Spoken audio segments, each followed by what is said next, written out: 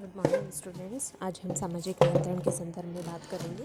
सामाजिक नियंत्रण, जैसा कि नियंत्रण शब्द अपने आप स्वरूप प्रारूपित करता है, नियंत्रण होता है किसी भी चीज़ पर नियंत्रित रखना, नियंत्रण की स्थिति रखना। तो मनुष्य का स्वभाव स्वच्छंद अराजक होता है। यदि उसे स्वतंत्र व्यवहार करने के लिए छोड़ दिया जाए तो एक व्यवस्थित सामान्य हर चीज़ की कल्पना नहीं की जा सकती। अतः समाज व्यवस्था बनाए रखने तथा व्यक्तियों के व्यवहार को नियंत्रित रखने के लिए कुछ नियम तथा कार्य करने के तरीकों का विकास किया जाता है।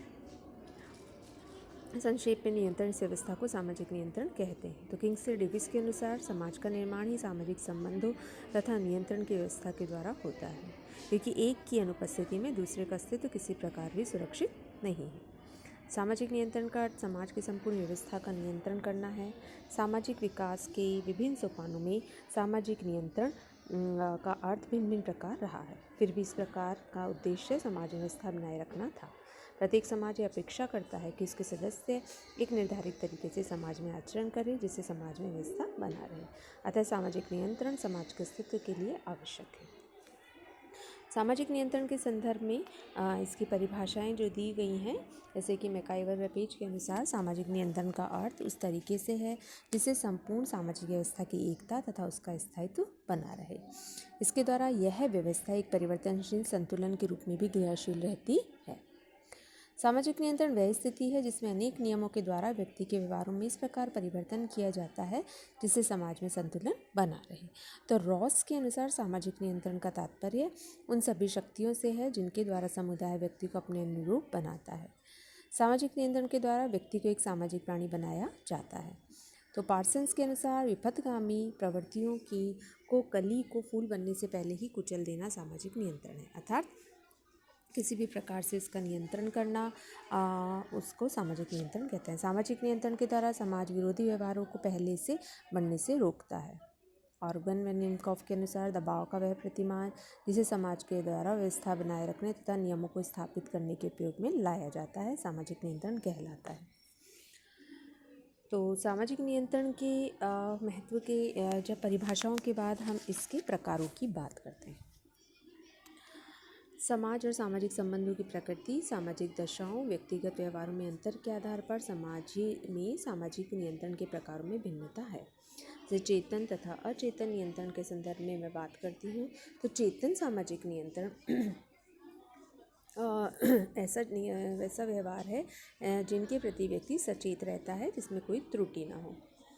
इसमें व्यक्ति सचेत व जागरूक रहकर व्यवहार करता है। जातीय व्यवस्था में खान पान, छुआछूत तथा विवाह के नियमों का भी पालन करता है।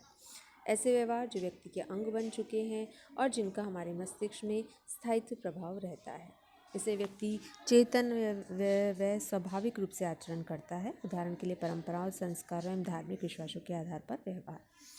अब हम बात करते हैं प्रत्यक्ष तथा अप्रत्यक्ष नियंत्रण की। तो कार्ल मैनहीम ने सामाजिक नियंत्रण के दो स्वरूपों का अध्ययन करा है, प्रत्यक्ष नियंत्रण और अप्रत्यक्ष नियंत्रण। प्रत्यक्ष नियंत्रण वह नियंत्रण है व्यक्ति उसके समीप के व्यक्तियों के द्वारा लगाया जाता है। दूसरा नियंत्रण विविध समूहों तथा संस्थाओं द्वारा लगाया जाता है। इस प्रकार के नियंत्रण का प्रभाव गहरा एवं स्थायित्व होता है। माता पिता, मित्रों आदि के द्वारा प्रशंसा एवं आलोचना होती है। जबकि अप्रत्यक्ष जो नियंत्रण है, इसमें इस प्रकार के नियंत्रण में तर्क एवं सामूहिक कल्याण को अधिक महत्व दिया जाता है। यानी जहाँ कहीं सामूहिक कल्याण की भावना हो, वहाँ पर इस प्रकार का नियंत्रण होता है, जहाँ पर किसी को कष्ट ना पहुँचे, सामूहिक व्यवहार जैसे कानून व्यवस्था, उसको हम बोलते हैं अप्रत्यक्ष नियंत्रण। डायरेक्ट किसी को नियंत्रित ना करके इनडायरेक्ट रूप से नियंत्रित करना होता है अनियंत्रण। उसी प्रकार से इसके अन्य प्रकारों में है सकारात्मक एवं नकारात्मक नियंत्रण। तो सकारात्मक नियंत्रण के अंतर्गत किम्बॉल यंग ने इसको दो भागों में बांटा था, सकारात्मक नियंत्रण, नकारात्मक नियंत्रण। इस प्रकार के नियंत्रण में व्यक्ति को पुरस्कार देकर सही व्यवहार करने के लिए प्रेरित किया जाता है। इसके अंतर्गत आता है पुरस्कार, धन्यवाद, शाबाशी। जबकि नकारात्मक नियंत्रण में समाज विरोधी व्यवहार करने वाले व्यक्तियों को दंडित किया जाता है। दंड करने की मात्रा अपराध की गंभीरता पर निर्भर करती है। संगठित, असंगठित एवं सहज नियंत्रण के अंतर्गत गुरबीच व मूर ने सामाजिक नियंत्रण के 3 स्वरूपों का महत्व बताया है।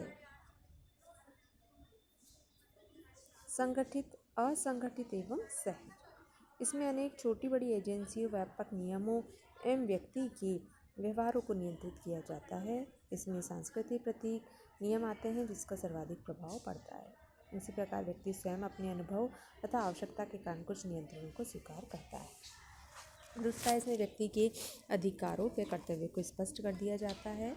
दैनिक जीवन में इसका प्रभाव सबसे अधिक होता है तथा इस प्रकार का नियंत्रण सहज प्रकृति का होता है।